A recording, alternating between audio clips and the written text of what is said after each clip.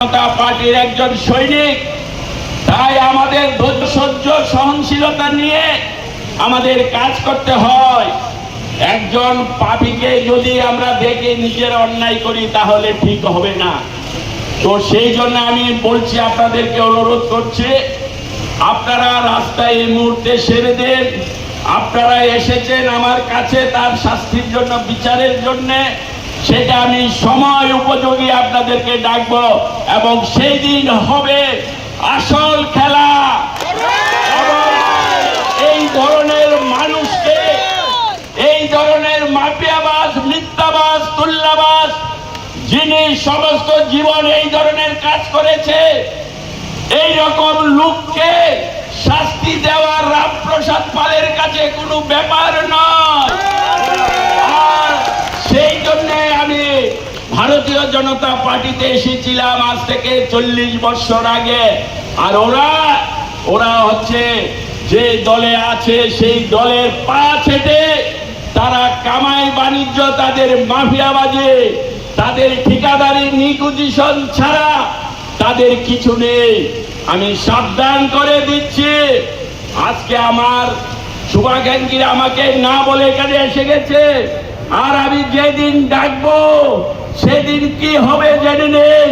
ত্রিপুরা রাজ্যে আপনাকে কোনো মুখিয়া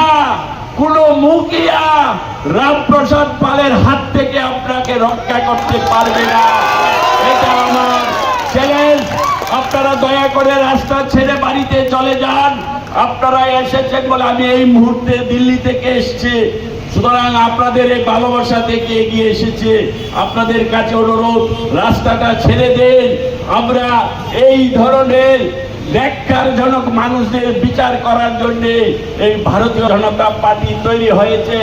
আর যারা এদের সাথে সম্পর্ক থাকবে, সে যত বড় ক্ষমতাবান ব্যক্তি হোক, এই ভারতীয় জনতা পার্টি এটা আমি আপনাদের বলছি। আমি সবাই আবার ধন্যবাদ জানাই।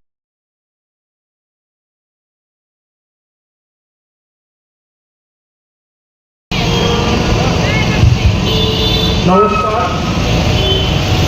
একজন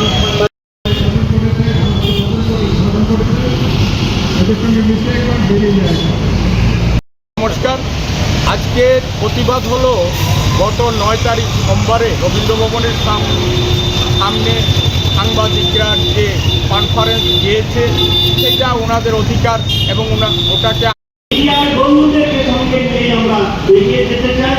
এবার আপনাদের সামনে হলো। নমস্কার। আজকের প্রতিবাদ হলো গত 9 তারিখ